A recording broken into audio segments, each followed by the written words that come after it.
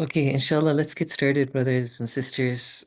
If I can request everybody to please turn their camera on. Bismillah ar-Rahman ar-Rahim. Alhamdulillahi Rabbil Alameen. Wa sallallahu ala Muhammad wa alihi at-tayyibin at-tahirin. Again, salamun alaikum to everybody. I hope you guys are all doing well. Thank you for joining us. This is the fourth of 8 classes, so inshallah, we're halfway there now, almost. By the end of today's session, we will be halfway done. I'll start off with a quick recap, inshallah, of the sessions and even some of the content that we've covered so far. So, if you recall, we started off in lesson 1 with an introduction to the necessity of studying aqaid. And there was that homework question about the different approaches. We took the approach of how religion is the best way to seek true pleasure and happiness. And principles of faith are those fundamental questions that will change our entire life if we have, accepted them, correctly understood them. With that introduction, we entered the discussion on epistemology. This is now the third of the classes on epistemology. In these first 3 classes, so the last 2 weeks and today, we are really kind of talking about the main discussions of how we attain knowledge, what are the different types of knowledge. We talked about the division of knowledge. In the next slide, or very soon, I'll recap it more. But anyways, we talked about division into ilm al-huduri and husuli. Last week, we talked about how even ilm al-husuli, the knowledge that we acquire, it's not always based on 100% certainty.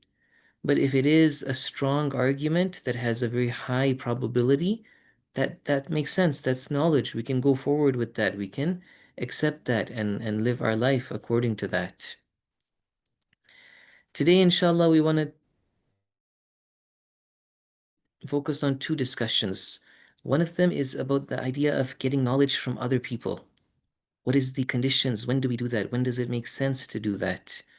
And the other discussion will be the idea of shuhud, which can be translated in different ways. Maybe one good translation is witnessing, intuitive witnessing. Inshallah, we'll talk about what that is.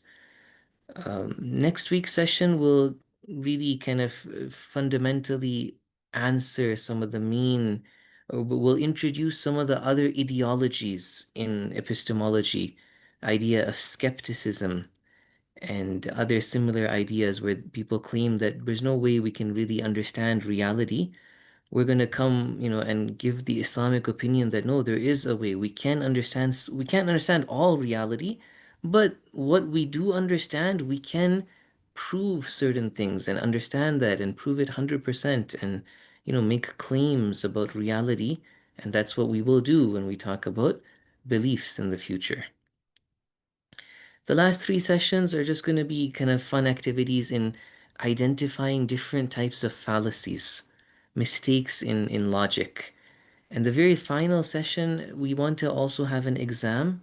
The exam is for ourselves to see how effective and how, useful, how able you were to understand the material that was presented. And even we want to have a survey at that point. So inshallah, the final session will not be completely about teaching. It will be also about taking an exam and filling out a survey. That's the kind of agenda that we have for the next few weeks. Just a quick recap, the very first lesson we talked about seeking pleasure through religion and how true happiness and pleasure comes from Islam, from God. Take a look at this beautiful quote. Somebody once talked to Ayatollah Bahjat, rahmatullah alayh, and was asking Ayatollah Bahjat that what do we do about somebody who doesn't pray? What can we tell them? And he said, tell them that prayer, namaz is khushmazeh, is very, very sweet and delicious. And he said, if you use your intellect, you would appreciate that what could be sweeter than talking to Allah?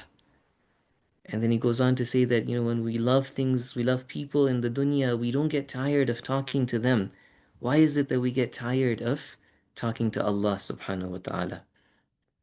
And this is because of our heedlessness, because we are far from the kind of spiritual station that we want to be at. So that was a kind of, a reminder of that point we made in our first session.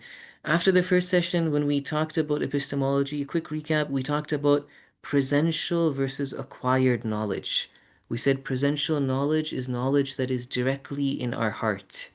Our heart is the knower, our soul, our who we are is the being that knows, and that knowledge can be directly there. As opposed to that, a lot of knowledge we acquire, and then it's like a mental construct in our mind.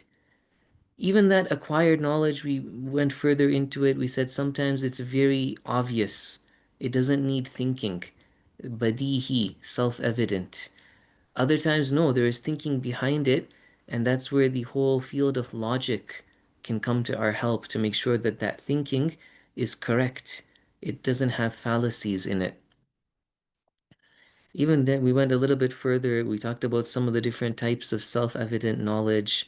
And last week, the knowledge that is not self-evident, we said it's not always based on syllogisms or deduction, 100% solid proof. Sometimes it can be based on gathering evidence and probabilities, and we can reach a level of such a high probability that it is essentially knowledge, and it's something we're very comfortable claiming, even though it's based on a very high probability. That was a quick recap. At this point, I want to quickly go through the homework questions. I started looking, mashallah, at a lot of you did fill out the homework and the answers were really good. Generally, they were in line with what I was looking for. I didn't get a chance to look at everything, but very quickly, let's go through the answers to the homework. For the first question I gave, and this was, regardless of the answer being correct or not, the activity I think is a useful activity. We're trying to think about presential knowledge versus acquired knowledge. So I said, consider the following scenarios. When you look at yourself in a mirror, what kind of knowledge is that? Or you watch a video of yourself from many years ago, from when you were young. Again, what kind of knowledge is that? Or you reflect on yourself. You think about who you are. You think about your existence. Again, what kind of knowledge is that? So let's just go through the answers. I think, like I said, mashallah, generally there were very good answers from the students. So the first one, when you look at a mirror, everybody I think recognize that there is a certain amount of acquired knowledge here. You're looking at a picture. Light is entering your mind. You have a construct in your mind of what you look like. But there is a level of presential knowledge, I think, there as well. Okay, so there's a acquired knowledge here and a presential knowledge. Where is the presential knowledge? It's like as you look at your reflection, you recognize that, okay, that is you. You exist. You are the person in front of the mirror right now. And so there is a kind of presential knowledge that you are also cognizant of, but there is that mental construct of what you look like that you are getting also from the image that you're looking at in the mirror. Similarly, the idea of looking at a picture or a video of yourself as a child, many of you mentioned these two aspects that on the one hand, you're looking at a picture again, you're looking at a video, you're thinking of this concept that, okay, this is me as a child. That is an acquired piece of knowledge, that is a mental construct in your mind. But again, not only is your existence something that you're also kind of feeling and recognizing with your presential knowledge, but you may remember, you may recall some of those feelings, emotions. Maybe you're watching a video of a birthday party, and as your soul again somehow recalls that happiness, that also is a kind of presential knowledge that you experience right now. So I think we can somehow make room for both acquired and presential knowledge in this. Whereas the final one, when you're just reflecting on yourself, that I think would be just pure presential. Your or inner sense maybe, but that idea of looking into yourself and thinking about, you might then develop okay ideas and mental constructs, but initially when you're reflecting, it's more that presential kind of experience of who you are. Again, these answers that I'm giving are not maybe written in stone. We can debate them if anybody wants. I can open the floor right now if you feel that, some of these answers should have been different. It'd be useful. It would be interesting to hear. So I will pause here if anybody wants to comment on these, but these were the general kind of thoughts that I had. That the first two are a mix of acquired and presential knowledge, whereas the third one is more the presential knowledge. Okay, the second question, if there's no comments, was about Mr. Zaid saying that I'm not a morning person. Again, I really liked the answers. I started looking at, mashallah, the answers that you students had given.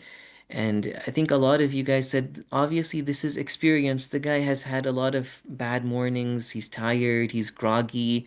This is his experience. But we talked about how experience can give you certainty last week. In this situation, I think everybody said that this experience should not lead to certainty. It is not easy to just categorically claim that I am not a morning person. Right, let me quote some of the answers that you guys gave. Zaid is inferring this, okay, from experience. But overall, one person said, overall, this reasoning may be correct, but it's based on limited evidence. I like that. Okay, they didn't test out every scenario. They didn't sleep well and, I don't know, eat well and have coffee in the morning. No, that's not good, but eat well and sleep well and then see if they are a good morning person. So if they change their diet, they change their lifestyle, maybe they will become a morning person. So, if that evidence, experience is there, it's not based on enough testing to give you certainty. Another person said, however, it might just be because he doesn't have a reasonable bedtime. Yeah, if you go to sleep at like 2 a.m., you're not going to be a morning person at 7 a.m., right? Okay, so mashallah, those were good answers. The third question was looking at different verses of the Quran. Very quickly, I'll just give the answers as far as I've understood it myself. I didn't get a chance to look at your answers for this, but the first one here, it would be a deduction. It would be a syllogism that Musa alayhi salam is presenting a general principle that God, who is Allah, who is the Lord of the worlds, the Lord of the worlds is going to be the one who is the Lord of the heavens and the earth, the Lord of us and our forefathers, you and your forefathers. It's like a general principle that he's presenting, that this is the identity of Allah subhanahu wa ta'ala. And then that's the proof that that is the person that we call Lord of the worlds. As opposed to that, this next verse is looking at evidence. It's more like that, what we call induction, istiqra' in Arabic, where you start off with the particulars and you derive a general principle from that.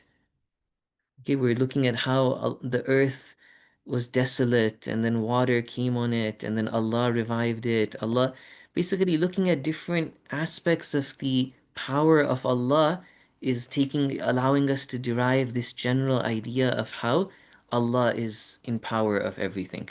So because we started with the particulars, that would be a logical argument that is called induction. We didn't really talk about deduction versus induction in our classes, but in the homework question, I just gave one simple explanation that induction is when we start from the particular and we move to the general. The final verse again, Musa alayhi salam talking to Fir'aun, again, deduction over here, where a general principle is being given. Who is the Lord of Musa and Harun? Their Lord is the one who gave everything خلق أعطى كل شيء خلقه ثم هدى created and guided everything. So like a general identity principle that this is Allah and that's who our Lord is. Again, there's probably much more that we could say to do justice to these verses and arguments, but overall we were just trying to identify, the purpose of this homework question was to identify deduction versus induction. Okay, I'm going to pause here, inshallah, before we kind of enter the first discussion that we want to go into today. Anybody have any questions, any comments? Yes, Brother Masood. Yeah, Sheikh. Now, I just want to maybe clarify deductive reasoning. So, it's you have a concept and or a theory, and you break it into its elements. But is it necessary to come back with the assertive statement? So you start with your assertive statement, you break it down, but you come back with your assertive statement. Is that deductive reasoning? No, I don't think necessarily you have to come back. It's more like you have a general principle and you're claiming taking out a conclusion from that. In Okay. fact, there's one time where you have a general principle and you're just identifying an instance of it. So you say, for example, all human beings need to eat. Mas'ud is a human being, therefore Mm, Mas'ud needs to eat. Okay, so you had a general principle. There's other times where you might be putting together, you had a general principle and a particular in that example. There's other times where you could put together two general principles. All human beings need to eat. Anything that needs to eat has a stomach. Okay, all human beings have a stomach. It's this idea that it's like you're putting together propositions and taking out a conclusion, and the Is argument is 100% certain. is it like the kulli to juz'i type So of that's what I'm saying. flow? Like the second example I gave were two kulliyat. There's no juz either, right? Okay. I said all human beings need to eat. Anything that needs to eat has a stomach. So these Mm, are all general universal statements. That would also be called deduction. okay. Okay. Thank Okay, you. no problem. These are, the subject of logic is long and technical and detailed. We've just kind of very quickly given some overall points about it over here. Somebody has put something in the chat. Sorry, I missed it. Was the third verse an example of deduction? Yes, I think it is. Okay. Okay, if there's no other questions or comments, let's start. Inshallah, we'll start. I'll make a few points about the first discussion that we have. Again, we have two discussions we want to go through today. And then before we finish the first discussion, I'm going to step aside for a few minutes, leave a question with you guys to think about, and then we'll come back and continue. The two discussions we want to go through today are first of all, when can we take knowledge from other people? Okay, and what are the conditions of doing that? When is it appropriate to do that? The second thing will be a different source of knowledge altogether that is witnessing with your heart, spiritual unveiling. Kashf or shuhud would be the Arabic for those that type. So the first thing we want to say is that when we take knowledge from a third party, there is or there can be a very valid argument and again syllogism, that deduction syllogism behind the scenes that we are using. And it can be, it has to be at times something we do. It can be something very appropriate to do, where we take knowledge from other people. All of us, we live our life like this. It is not going to be possible for us to become experts in everything in our life. We have to depend on other people. In every different field, there are experts that we will go to and we will seek knowledge from them. And some of that knowledge that we acquire will be just taken from them. But we have to be very careful. Okay, we have a beautiful hadith. I didn't prepare it, but it goes something like this, where the Imam says, if you listen to somebody, it is as if you have worshipped them. And if they speak on behalf of Allah, then you are worshipping Allah. Otherwise, if they're speaking on behalf of like shaitan, I don't know if that was in the hadith, but the idea was there in the hadith that if they're speaking on behalf of shaitan, you are worshipping shaitan. So when we follow somebody else, we don't have a choice but following, but we have to be very careful. Okay, so examples of when we would follow other people here on the side, you see sometimes you read a book. The book is full of knowledge. You take that knowledge and you go with it. You implement it, you act on it, you live according to it. Another time, you don't go to a book, you go to a journal. These are still good options, okay? A lower bad option would be to go to social media. Generally, we should refrain from that. We should go to trustworthy sources, books, journals, experts, or maybe somebody else, some random person who's not an expert. At times, maybe even that would be appropriate. We'll talk about that right now. Okay, so when we go to another person to seek knowledge from them, we can overall divide this type of knowledge into two different types. There's one time where they are simply narrating and reporting something. They don't have any expertise. They are not analyzing. They are not expert. They heard something and they are passing that on. Even this is very appropriate at times. We need to do this. The whole science of hadith is a science that is narrators of hadith. At times, these were not necessarily deep scholars. رُبَّ حامل فقه إلى من أفقه منه. Something like this is a hadith that, many a carrier of knowledge carries that knowledge to somebody who is more knowledgeable than they are. But they were a means of carrying on that knowledge. The scholars of hadith, may God bless them, they made many mistakes in their understanding of religion. But if they did their due diligence, then they were the means, and God bless them because they were the means of passing along the teachings of the Ahlul Bayt. I'll just give you one quick anecdote. Allama Tabatabai rahmatullah alayh, for many years he was commenting on Biharul Anwar, and it became very controversial. He was forced to stop because of a lot of criticism from other members of the Hawza. Why was he being criticized? Because he was taking issue with the comments of Allama Majlisi. Allama Majlisi was a great, great individual, a very blessed individual.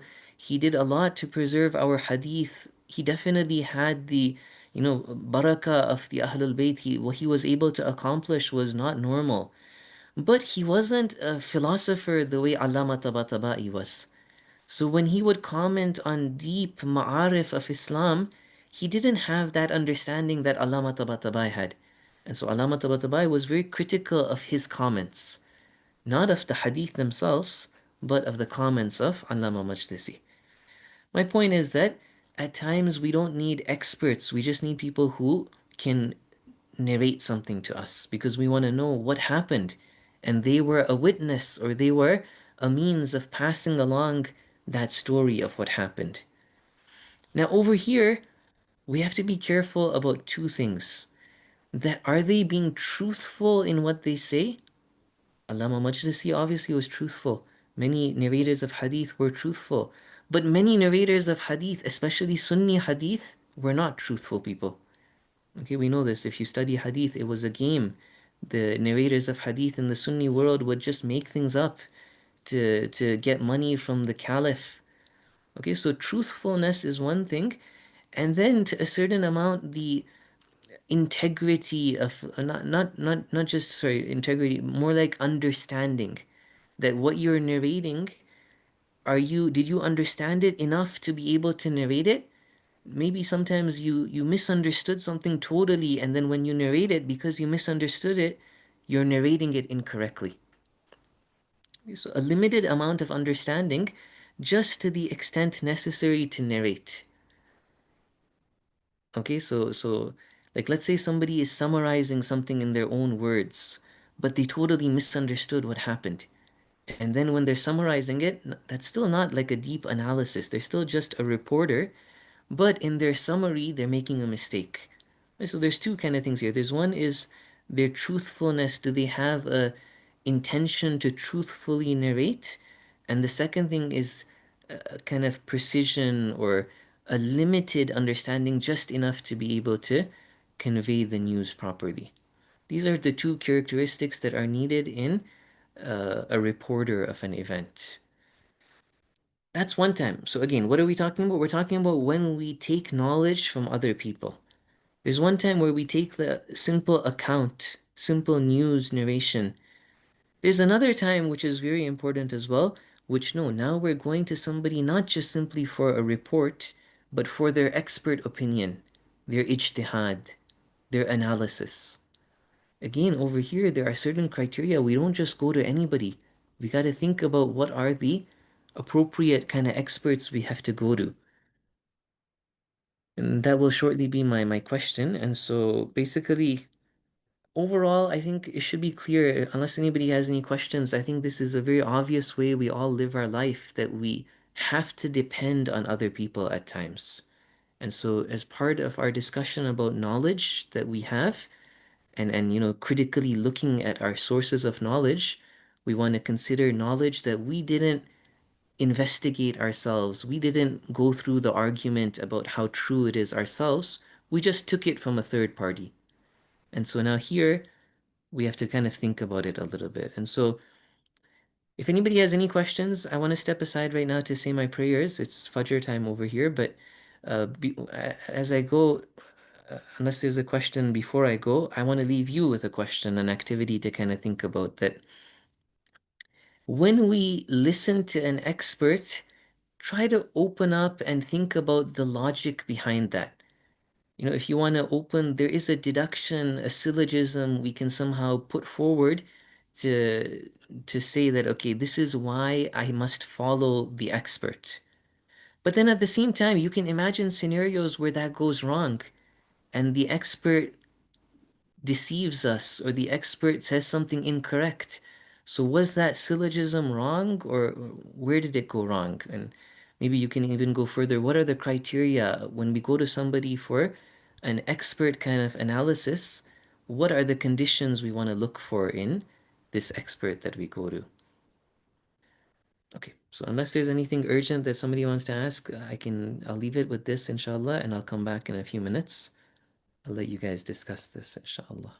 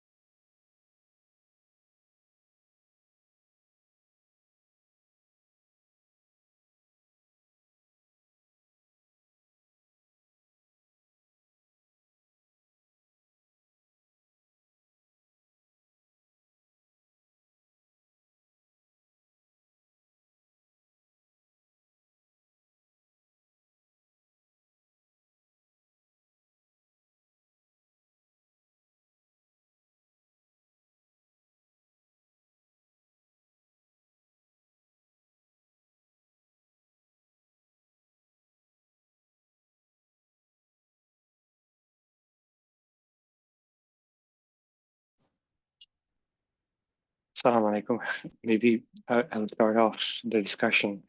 It's interesting to me how oftentimes an analogy is made between kind of getting opinion from an expert in Islamic domain to getting opinion from a medical expert or expert in the medical domain. And it's always interesting where the analogy kind of holds true, but also where the analogy breaks apart. And so one thing that comes into my mind, and answering the latter part of the question is like when does the syllogism break? is one of the points from an Islamic perspective is when the expert loses their integrity.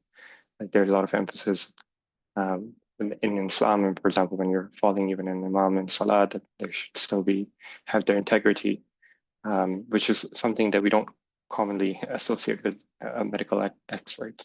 So it's something that came into my mind just to open up the discussion.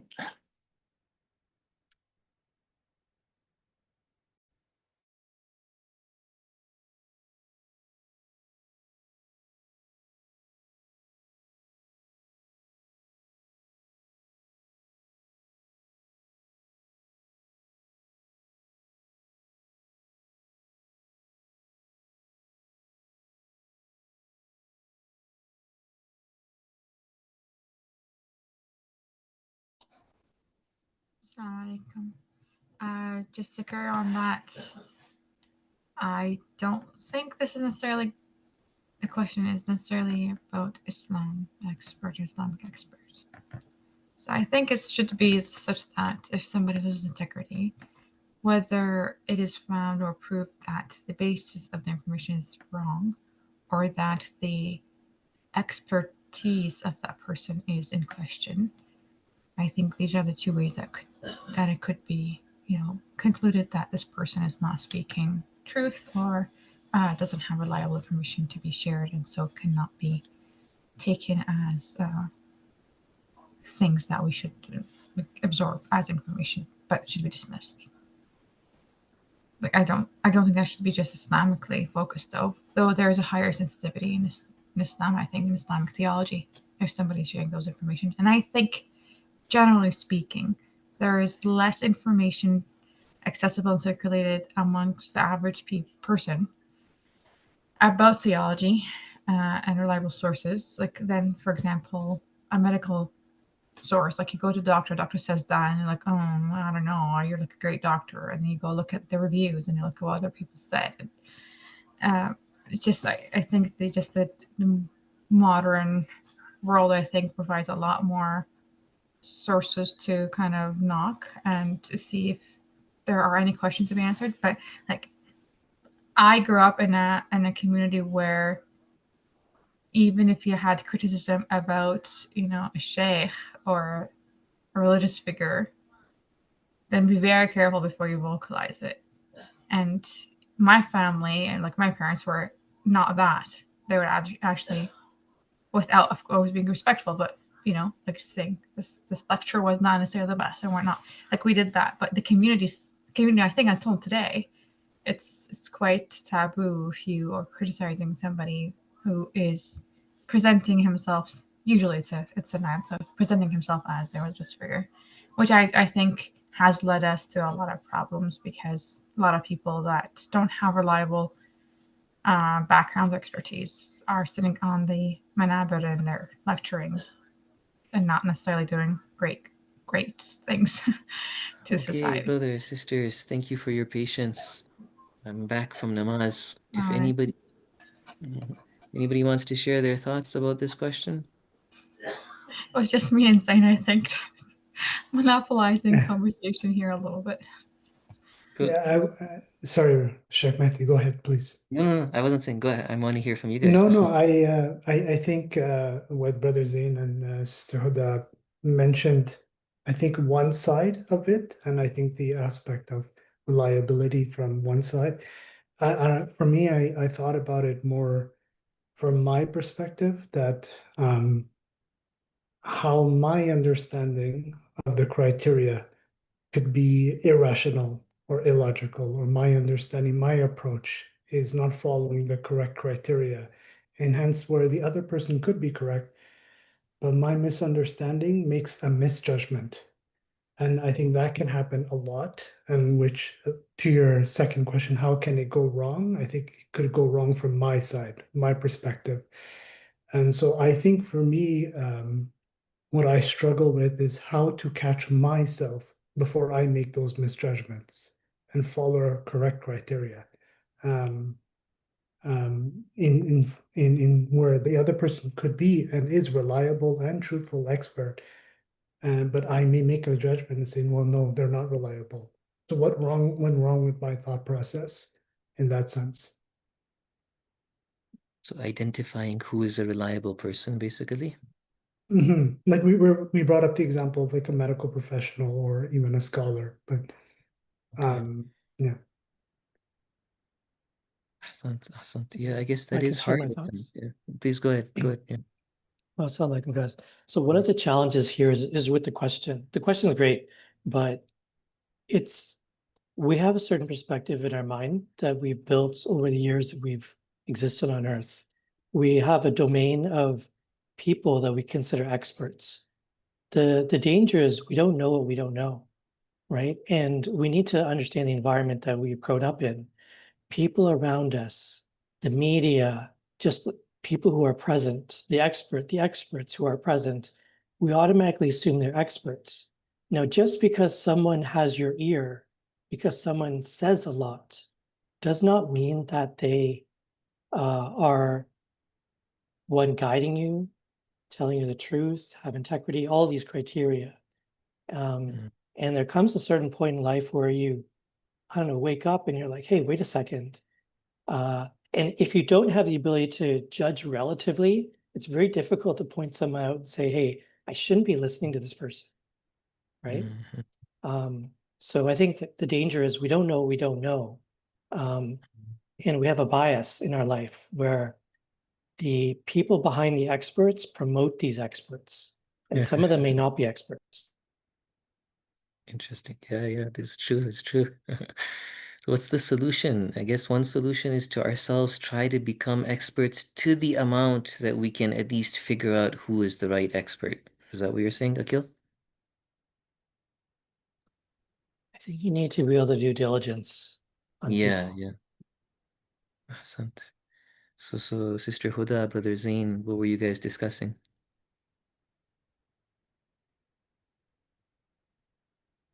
Go ahead, please, Sister Huda. Yeah, go ahead, Zane. You start first. I think Sister Huda mentioned more points than I did. I just only wanted to open up the conversation, but we were kind of talking about. I first made a comparison to the medical field, where if you want to go see a doctor, what the criteria is, and there's the question of integrity. If the doctor loses their integrity, then you wouldn't go and see them anymore. And we were talking about making the comparison to kind of the Islamic world or the scholars, where it's sometimes it becomes like Sister that was mentioning, in some societies it's a taboo to talk about the integrity of Islamic scholars and discuss when they lose it. I'll let Sister elaborate on this. Yeah, no, thanks. And that's not what to say. We're just discussing how sometimes certain, like with the medical expertise of non-Islamic subjects, for example, I think they're open to question. And of course, when we hear from an expert, we are assuming that this person actually does have that vast knowledge that would make him or her an expert, and that this person is relaying truths that they have, or reliable information that they have received. And so any of those things, when they go wrong, then the whole system collapses. But I just mentioned that there is a lot more sensitivity when it comes to criticizing or questioning a source that might be an Islamic source, because there's a higher level of I think, you don't know if this person knows better kind of thing. And sometimes it leads to society that is not able to distinguish between what is right or wrong, or what maybe even to the sheikhs or the people that are sitting on the manabr don't know what they should be talking about, because there's not a lot of back and forth. There's not a lot of questioning from the general public. Yeah.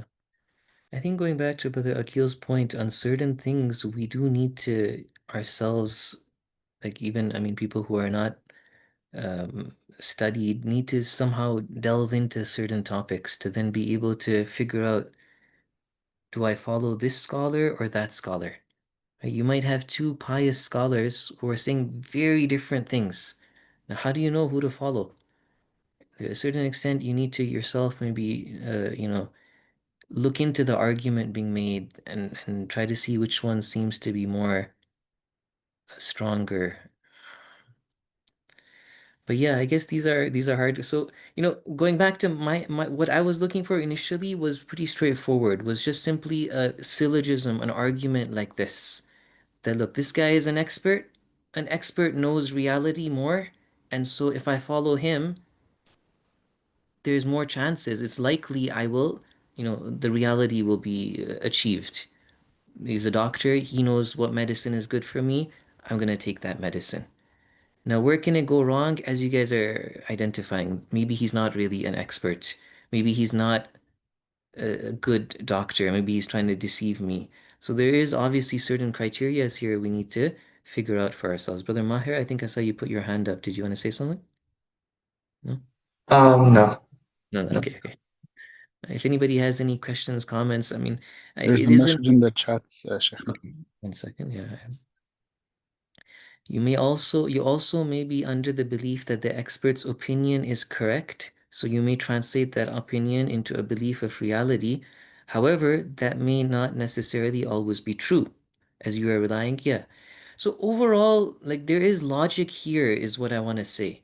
And it makes sense because we are not experts in every field. We have to follow people who are experts and hope that they are correct.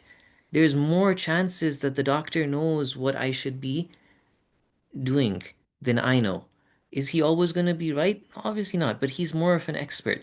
And so the logical thing to do, there is this kind of logical argument behind the scenes that would mean that I should go follow him. Right? To a certain extent, it is obviously correct, but as you guys did identify, there is a big issue in maybe at times figuring out who is the expert. And is that expert somebody with integrity as well? Just a final point, like the whole idea of taqleed, as you guys were saying, is all about that, right? A'lamiyya and adala. First of all, ijtihad, that deep knowledge of religion, and then all of our maraji say that according to ihtiyat wajib, we need to follow the not just any mujtahid, but the mujtahid who is a'lam. So that's like, the most knowledgeable, the one who's more likely to have figured out exactly what the Quran and Ahlul Bayt and Islam has guided us to in a specific ruling. And then, of course, a high level of piety as well. I know there's a lot maybe that you guys would like to talk about this, so I will pause again if anybody wants to continue, but in the interest of time, there's more material we want to kind of get through today. So if anybody has anything specific you want to quickly mention, I don't mind. Otherwise, let's move on. Okay. Yeah, and so as we said, the expert's opinion is gonna be valid and trustworthy to the level of their expertise and to the level of their integrity, their trustworthiness. And in this sense, the highest and most perfect of all sources that are our guides and know the reality, know the path that we need to traverse, know how to get to, our goal in life, are the ma'asumin. So to follow what the ma'asumin have told us makes a lot of sense.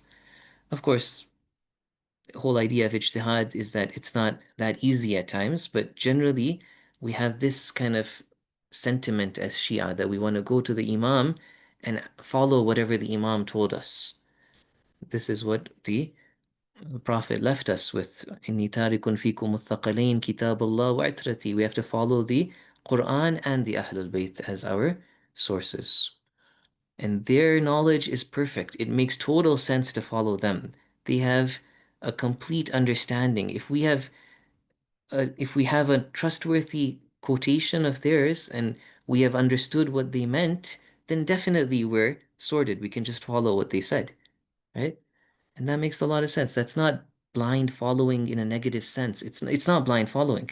It's following that has logic behind it and reasoning behind it, strong reasoning. Okay.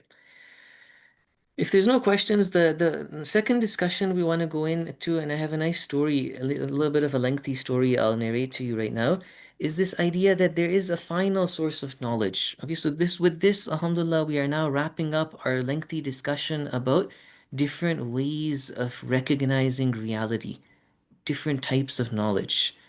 Okay, this is related to ilm al-huduri, as you'll see, but not necessarily always.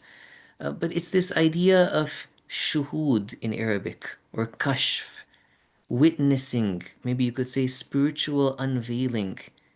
In the notes that I sent, I put the word intuition. I would like to revise that. I don't think intuition is the best English word. It's more like witnessing, where God can somehow reveal something to you that you just, you understand some reality. Okay, let me tell you a nice story. There's lots of, I'm sure, stories of mystics and awliya of Allah that were given hidden knowledge. So there's a story of somebody by the name of Karbala'i Kadhim. He died less than 70 years ago. So there are people even today alive old people, Maraji of Taqlid, who remember that as when they were young, they met this individual, Karbala'i Kadhim. He's buried in the city of Qum.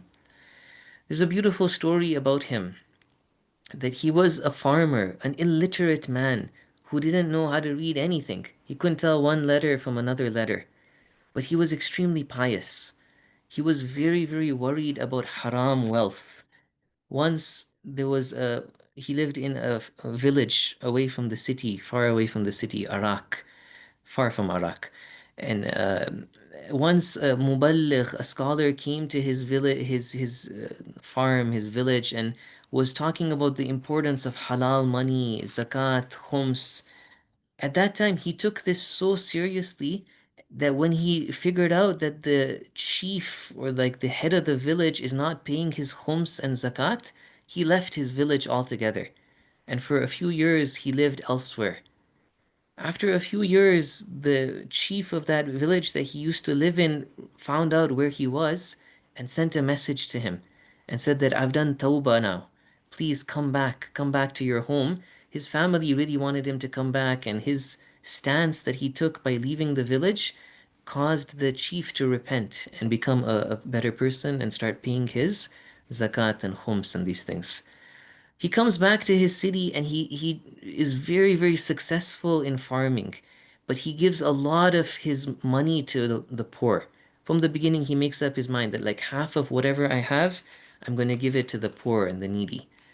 And then there's a story that one day, as he's like went to go, like I don't even know what the English words are when you like cut the chaff from the hay or whatever, you go and reap your harvest. He wanted to do that, but the wind was not nice, and so he wasn't able to get much of his farming, his harvest. And as he's going back home empty-handed, one of the poor people finds him and says, "Oh, you didn't give us anything this time." And he tells him, "No, no, I haven't got anything yet." But he feels so bad that he doesn't have anything to give the poor person that he goes back again. And with a lot of difficulty, he starts to like, separate the wheat from the sticks of the plant, and he has like a sack of wheat that he wants to go give the poor people, but exhausted, he stops in a haram. Throughout Iran, there are harams and graves of Imam Zadehs. So in this village that he lived, one of the descendants of the Imams was buried over there. There was a haram, multiple actually descendants of the Imams were buried there. So he stops over there to somehow rest. At this time, all of a sudden, he meets two Sayyids, two young, beautiful looking Sayyid with green amama, and they tell him, Muhammad Kadhim, his name was Muhammad Kadhim, come with us and let's recite Surah Fatiha for these Imam Zadehs. And so he follows them, and they're saying something strange that he can't understand. And then one of them comes up to him and like presses his chest really hard and says, recite the following verses of Quran. And then from Surah Al-A'raf, about 5, 6 verses of the Quran, he dictates to Muhammad Kadhim. And this Muhammad Kadhim, he reads the verses and then like he wants to look at these Sayyids, and all of a sudden these two Sayyids are gone. This is the detailed story. At this point, he like falls unconscious. And when he wakes up, some change has happened to him. All of a sudden, this illiterate man who couldn't even read, he has memorized the entire Quran very, very precisely. And not just has he memorized the Quran, like anybody can ask him any verse, any surah, details about the surahs. He knows everything of the Quran now. But not just that, in a miraculous way, he can read the Quran. People would give him books of the Hawza, and he would open it and he would say, look, this is the verse of Quran. He couldn't read anything else in the page. It would be like Arabic text. But the one line that was a verse of Quran, he could read that. And he would say that there's nur emanating from it. I can tell this is the Quran, this is what it says. This was an example of somebody in our time. Even today, there are people who met him that God blessed him in this way. What is it a story of? It's a story of knowledge that was somehow acquired in a different way from normal, not by seeking knowledge, not by studying, not by going to a teacher. And so, this is a reality that there is this other way called, in English, they might refer to it as a sixth sense, as in some abnormal, some extraordinary way of attaining knowledge. And so, it could be dreams, it could be some kind of intuition that just you, to your heart, you somehow knew what was going to happen. Another reality that's there related to this that falls under this category is something called telepathy in English. It's when two people are so in love with one another, so close to one another, that they can right away sense when something happens to another one. A daughter is going through the pain of labor, and her mother somehow her mother is distressed because she knows that, oh, this daughter of mine is going through difficulty right now. This is apparently a reality. Okay, scholars have attested to it. Accounts are there of it happening to people. All of these are we're grouping these different examples, different types of knowledge under one category, and we're calling it intuition, intuitive witnessing, shuhud, and saying that this is a different source of knowledge. Sister Fatima, an example is of Prophet Musa's mother. She had the feeling of putting her son in the basket in the water. Yeah, exactly. This was in the Quran, it was called wahi. And wahi, we'll see, is an example of this as well. Okay. Well, a couple of points about this, and then we'll end again with another story. That first of all, this is a reality. And the other thing is that, there are ways that we can attain these hidden types of knowledge. There are halal ways and there are haram ways. The halal ways are that by purifying our soul, okay, sometimes it's not under our control. It might happen like Karbala Kadhim amazingly to some people. Maybe other people it won't happen to them, but there is a reality that if somebody's pure heart is very, very pure, they maybe some knowledge can be given to them. Maybe they might see certain dreams. Maybe at a certain level, certain realities will be shown to them. Okay, does it always happen? What is the way that it happens? You have to ask the experts. Maybe it doesn't always happen. Certain mystics, it's been narrated that for decades they struggled in the path of spirituality, and they didn't have any such experiences, and then all of a sudden one day the doors of the heavens opened for them, and they were able to witness so much.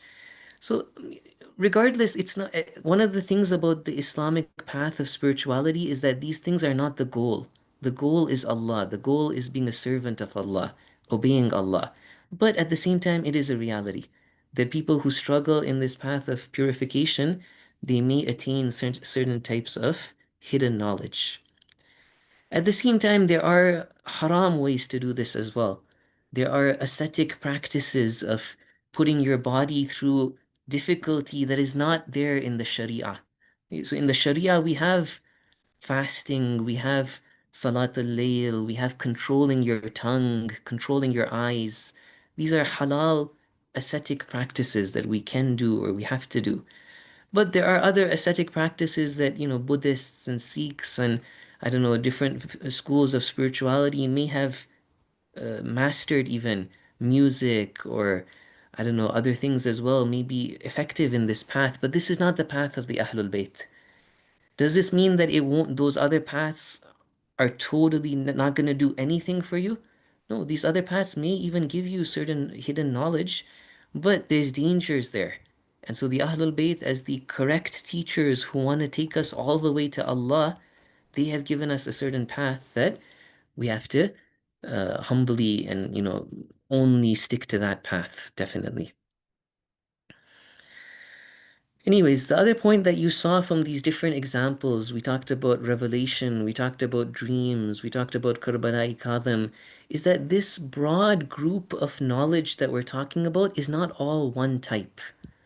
Some examples of it might fall under ilm husuli, whereas other examples might fall under ilm huduri.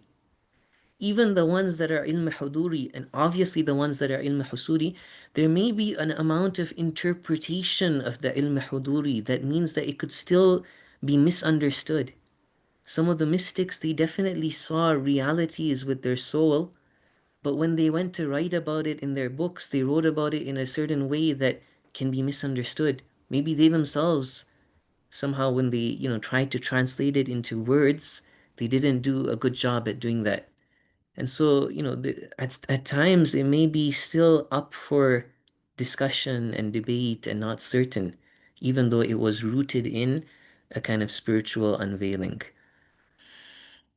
Of course, the spiritual unveiling of the Ahlul Bayt, that is certain. That is wahi. Prophets and the Imams, not only do they, see that reality, but God has guaranteed to us that in their explanation of that reality, they don't make any mistakes. And so we have to follow their explanation. Yes, Sister Huda? Sheikh, can you please explain? I thought I had the answer to this, but I've seen many videos online debating this. Wahi does not mean that Jibreel alayhi salam came, like from the sky came to earth, or from the heavens came to earth to speak, like he would have done to Anbiya, right? Like Sayyida Musa alayhi salam, she didn't have Jibreel alayhi salam or another malak come tell her the message of Allah, but she had exactly what that's described, like an illumination, like as an epiphany that came to her, that she knows it's divine, it's not hers. Correct? Is Yeah. this what we could also describe to the Imams? Yeah, there are different, when it comes to the prophets and the imams, there are different ways that they can attain this hidden knowledge. There is one time that the angel would come to talk to the Holy Prophet sallallahu alaihi wasallam, and that would be very easy, very comfortable. Whereas there would be other times that he would be under a lot of stress because some, high reality was being given to his heart directly, whatever that means. But yeah, overall, the word wahi in the Quran is used in different senses. Like you just said, the mother of Musa alayhi salam, Allah says that we did wahi to her. Even to animals, Allah says we did wahi to the bee to go to the mountains to go, find the food that it needs to suck from the flowers. So wahi apparently, I think that it's like a term that is used for hidden knowledge. And now the prophets, they can attain that hidden knowledge at different levels. Sometimes it's at like a very high level, sometimes it's at a lower level that, an angel comes and talks to them. Yeah. Does that explain?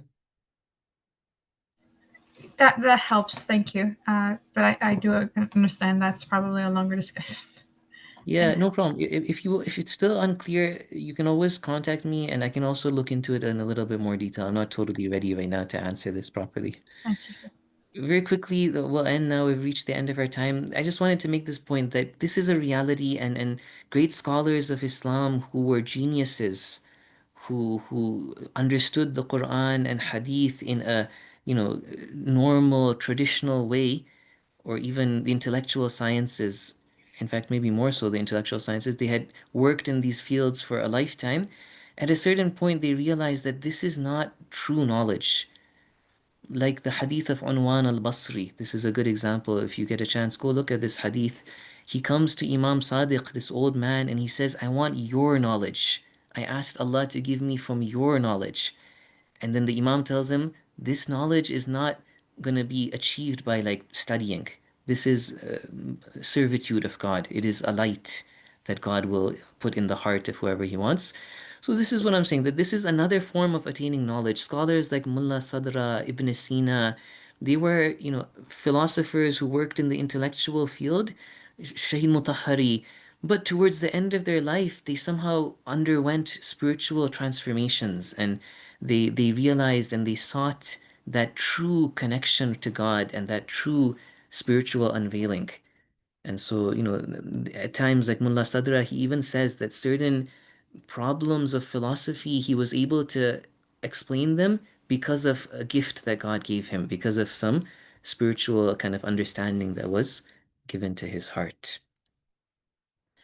Okay, inshallah, I'll leave it at that. Wa sallallahu ala Muhammadin wa alihi at-tayyibin at-tahirin.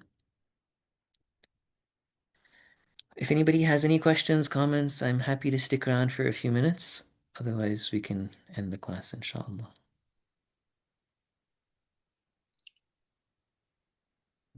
تقبل الله شيخ. خدا حافظ. في أمان الله. Fi amanillah, fi amanillah. Take I care. know it's late for you. I do have a pressing question. I've No also problem. been curious that if this kind of knowledge is more presential, more huduri, and you make give an example in the readings that it's one thing to talk about Allah, but to be able to achieve like certainty, then such a knowledge is required. If this is like the perfect form of knowledge, if that argument is correct, maybe it's not correct, then why is it the hardest to get as well? Like if this is the purest, then why is it also the hardest? Well, doesn't that make sense? Like things that are more Yeah, valuable are harder to get. right. So yeah, I think overall we can't, like I said, it's not something that we can always count on getting. We need to follow what Islam tells us. The goal is to be a servant of Allah, but it's a reality that at certain levels people do get these higher knowledge. Mhm. Thank you very But much. it's not the goal. Actually, maybe to correct what you said, like I'm saying that the teachings of the Ahlul Bayt are more focused on making us servants of Allah, Mhm. obedient to the Sharia.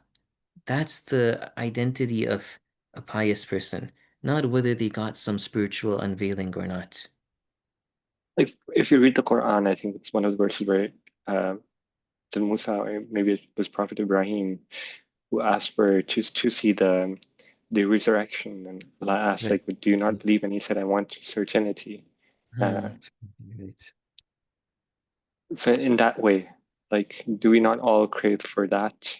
Like, That was a very high level where Allah gave him the ability to bring those birds back to life. That means that he had attained such a high level of closeness to God that he was manifesting these names of Allah.